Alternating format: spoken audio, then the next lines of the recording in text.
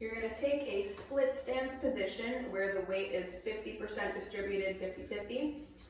And then I want you to start with the front leg straight and the back leg still bent so that you feel that the weight is behind the front heel.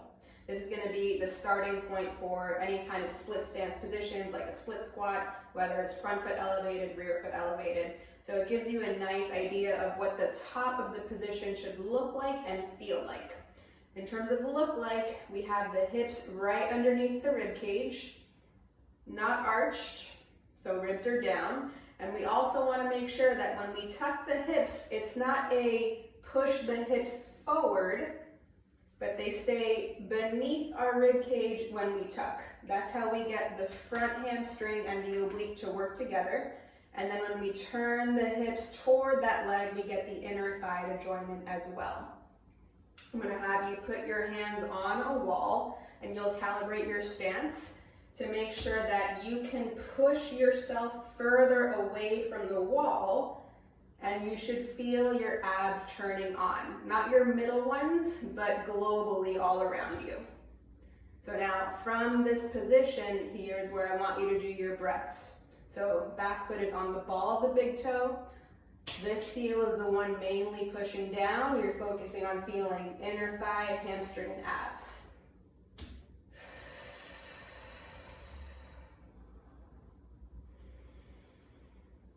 After you do your breaths on that side, you're going to switch and do the same thing. It can be helpful to just do the setup with the feet first. So once you have a split stance, front leg goes straight, back leg stays bent, ball on the weight is on the ball of the big toe, and you're going to tuck your hips underneath, making sure they don't go forward. So we don't want this, and we also don't want them behind. We want them right beneath us. Once you have that, you're going to turn your hips toward the stance leg, so the zipper of your jeans faces the inside of that front leg. Hands on the wall. Not just for the sake of it, but I want you to actually push yourself back so that you feel things lighting up along your sides. And here's where you're doing your breaths, feeling obliques, inner thigh, and hamstring. You might feel glute on the back leg with its big toe pushing into the floor.